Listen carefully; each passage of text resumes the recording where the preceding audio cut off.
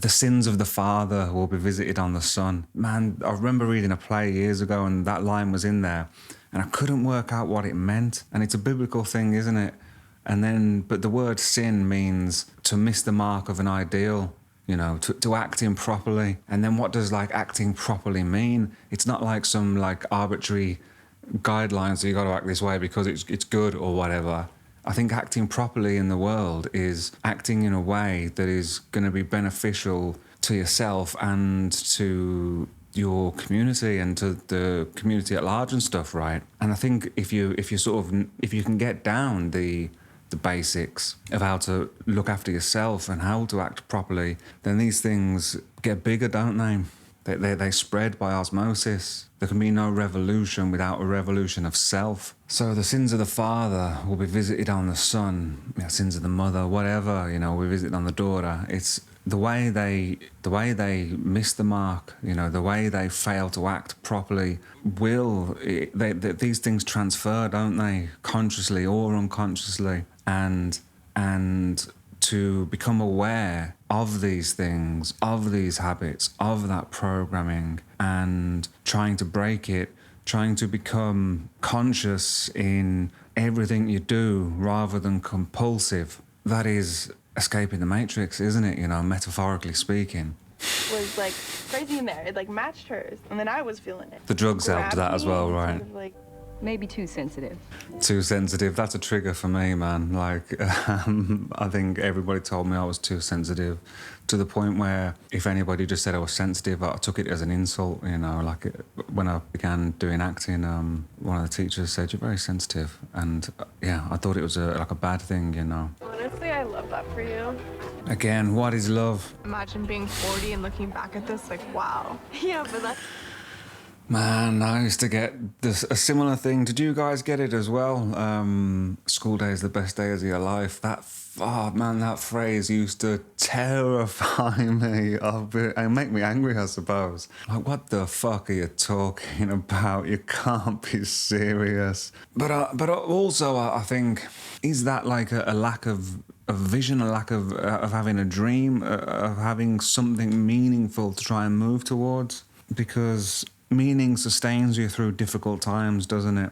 And I think the passion with which I was chasing a dream and holding on to the belief that one day something good is going to happen because it just has to, you know, because it's meant to, that sustained me through, some real difficult times. And seems to have... I was going to talk about my health, you know, because I mean, touch wood, I'm in pretty good health and I look after myself now, but the way I treated myself up until, 30-ish, I guess, I can't believe, you know, I haven't suffered any lasting consequences, you know.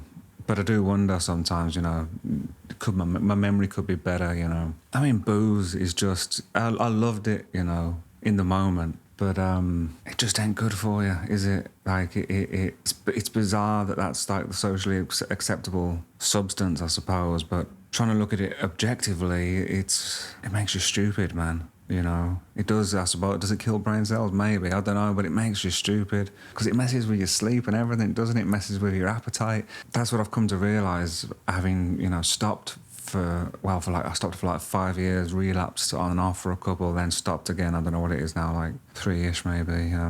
It affects my perception of everything, you know, of myself. It affects my sleep, and then there's a knock-on effect from that, you know. It hinders my ability to regulate my appetite, you know, to regulate the foods I would eat.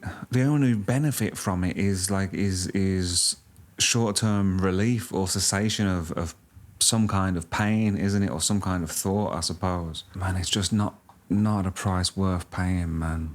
Because we can be so much more, can't we, you know? If we look after ourselves correctly, which is what I want to do now, you know, is move through the world doing everything I can to tip the odds in my favour, you know, through exercise and diet and self-education to improve my life in every dimension, you know. I'm pausing far too much. In high school. I definitely haven't. High school, because it's like the last time in their life they could dream. That's fucking It's good. just bad jobs and bills and bad husbands. Yeah, I don't know. Do you guys get what I mean? I get what you mean. I don't know, I kind of feel the opposite. I'll be right back.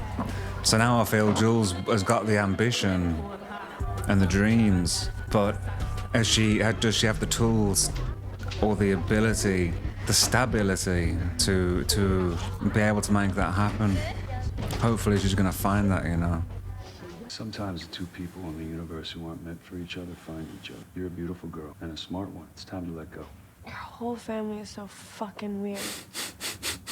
I mean, that's not bad advice from the dad, I guess. He's got his own motives for that, of course. I'm probably like divorced 3 times and in some strange way live a pretty happy life. Didn't Matthew McConaughey's parents do that? Did they get married maybe 3 times? Yeah. What you gonna do? Okay, fuck it. Let's dance. Man, I feel that's like what I was like for like a long time. A girl who I ended up going out with a couple of times. She was my girlfriend, I suppose, for a period. But when we first started hanging out, we went out like when I look back now, it's like we were going on dates, man. But all the signs were there, you know, that I should kiss her, but I just didn't, you know. And I don't know how many times we hung out until she kissed me eventually. I just wasn't sure, man. Oh, I like this dude. But I'll do my best to make sure that it's me. the dude.